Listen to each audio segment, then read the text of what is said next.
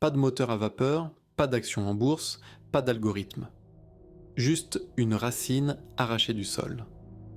Si je vous demandais de nommer le moteur le plus important de la croissance économique moderne, vous parleriez probablement de machines, d'argent ou de marché. Vous mentionneriez l'accumulation de capital, les percées industrielles, l'innovation financière. Personne ne dirait jamais une pomme de terre.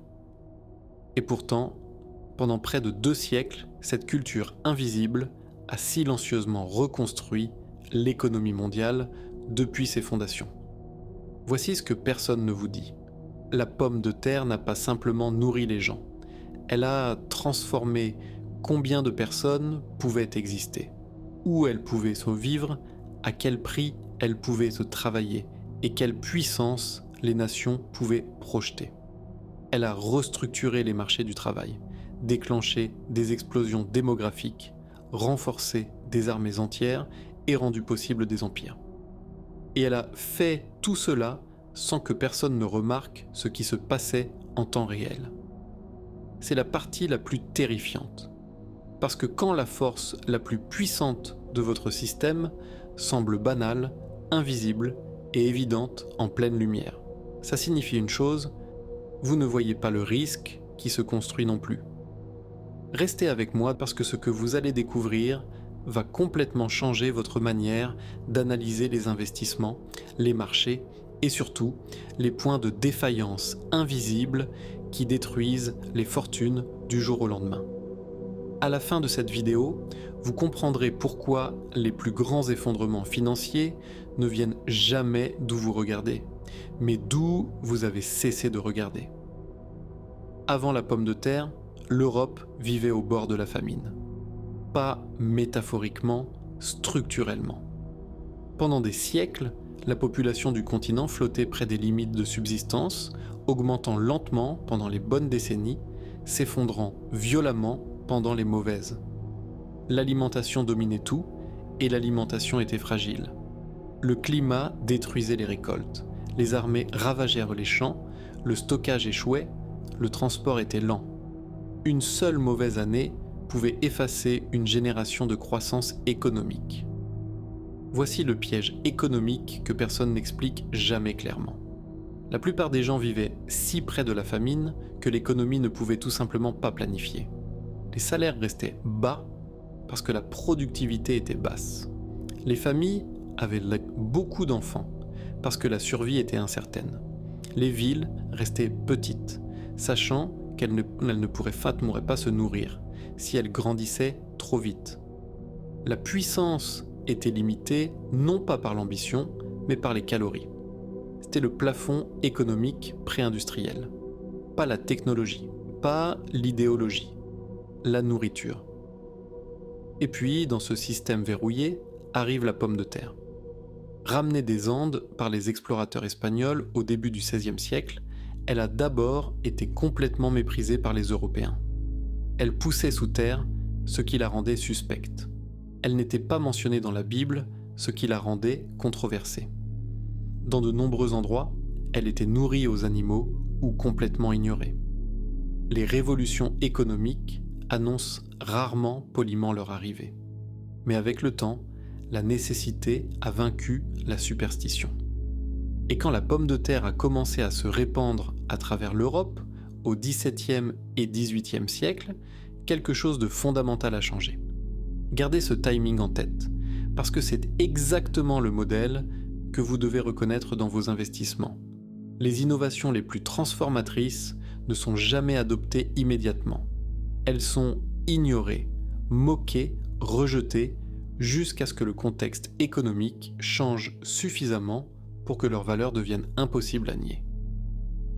La pomme de terre était une anomalie économique pure.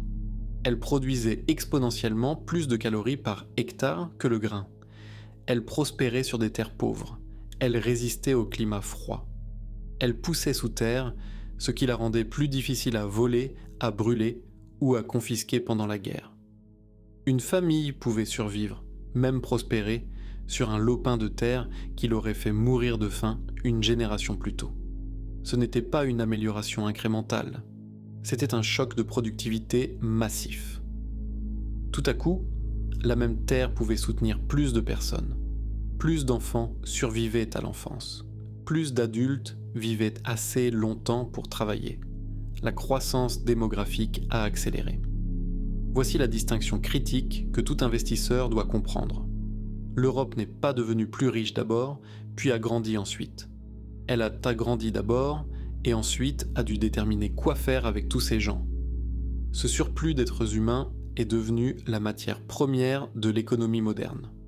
Plus de personnes signifiait plus de travailleurs en compétition pour les emplois. Plus de compétition a fait baisser les salaires même quand la production augmentait. Les familles rurales envoyaient leurs enfants dans les villes, non pas parce que les villes payaient bien, mais parce qu'il y avait trop de bouches à nourrir à la maison. L'urbanisation s'est accélérée. Les premières usines ont trouvé des travailleurs dont le pouvoir de négociation était limité par l'abondance. Ce n'était pas une histoire morale, c'était de l'arithmétique pure. Les calories bon marché et fiables ont abaissé le coût biologique de la survie. Cela a abaissé le prix du travail.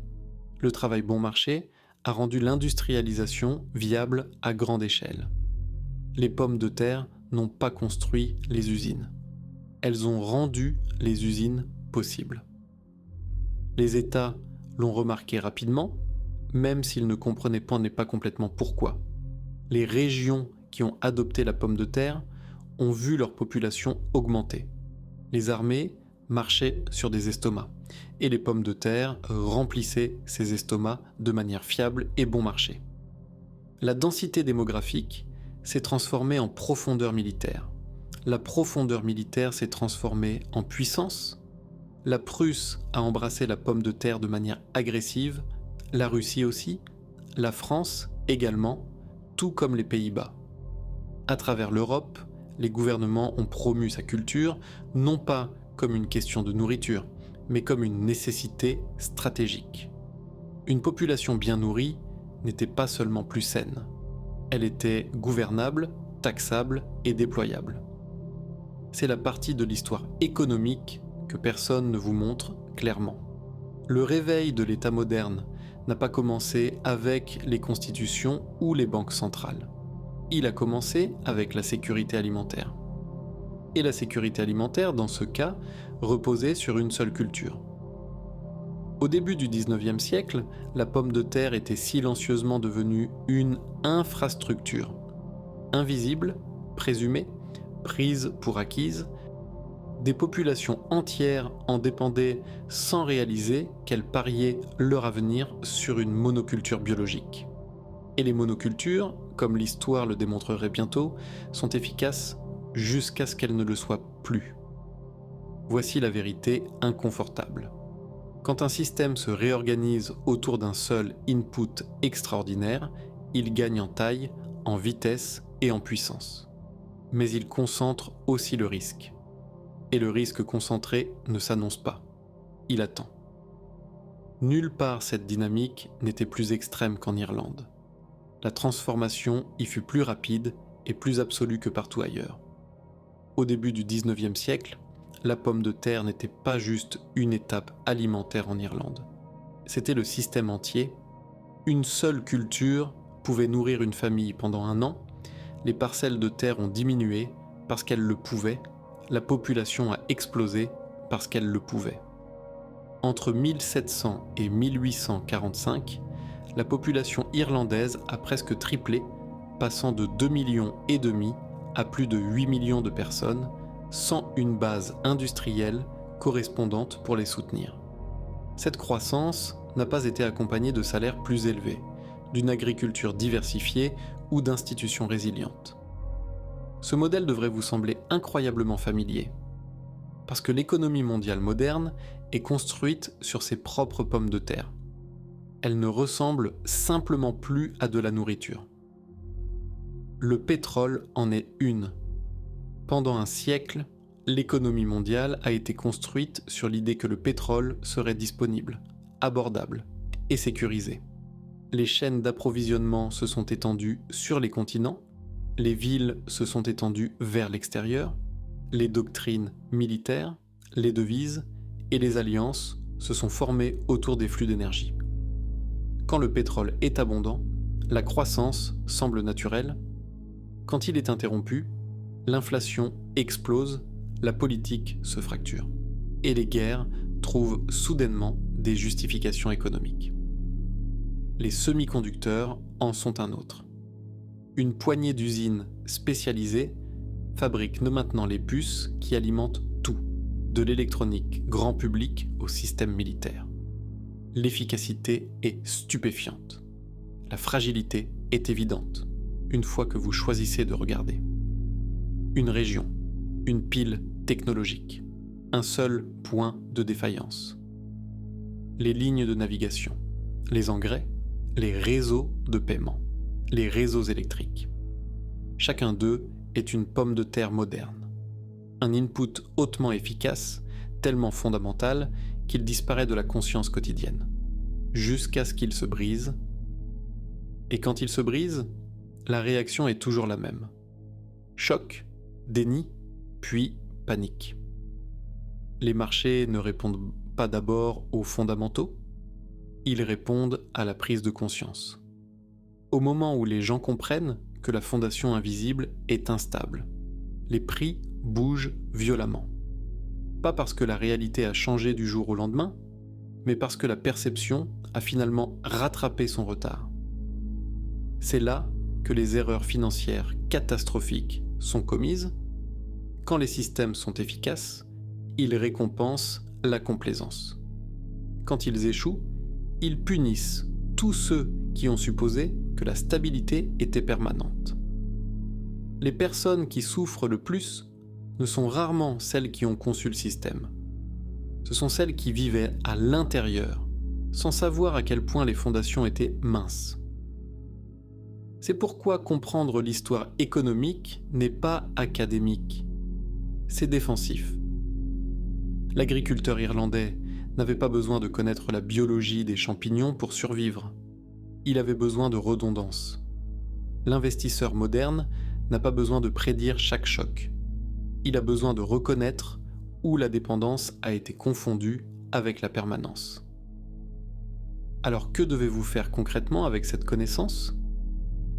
Premièrement, identifiez vos pommes de terre personnelles, regardez votre portefeuille, votre entreprise, votre carrière. Sur quoi repose tout ? Quel est l'input unique dont l'échec détruirait tout ? Si vous ne pouvez pas répondre à cette question, vous êtes déjà à risque. Deuxièmement, construisez une redondance intentionnelle. La vraie richesse n'est pas seulement la croissance, c'est la survivabilité. Les investisseurs qui traversent les crises ne sont pas ceux qui ont les meilleurs rendements pendant les booms, ce sont ceux qui ont construit des filets de sécurité, avant que personne d'autre ne pense qu'ils étaient nécessaires. Troisièmement, recherchez les dépendances invisibles dans les systèmes que vous analysez. Quand tout le monde dit qu'un marché est stable, demandez-vous sur quelle hypothèse non testée repose cette stabilité. Parce que c'est là que se trouve le risque réel. La pomme de terre nous enseigne que la prospérité peut être réelle et fragile en même temps, que les forces les plus puissantes de l'économie sont souvent les moins discutées, précisément parce qu'elles fonctionnent si bien, qu'elles deviennent invisibles. L'histoire ne se répète pas exactement, mais les systèmes riment. Ils croissent en élargissant leurs paris. Ils échouent quand ces paris sont révélés comme étant des dépendances mortelles. La prochaine fois que quelqu'un vous dit qu'un système est trop grand pour échouer, trop essentiel pour s'effondrer, trop bien conçu pour craquer, souvenez-vous de la pomme de terre.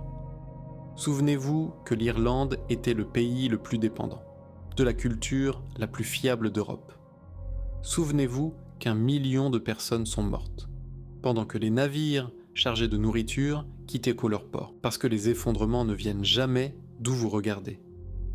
Ils viennent d'où vous avez cessé de regarder.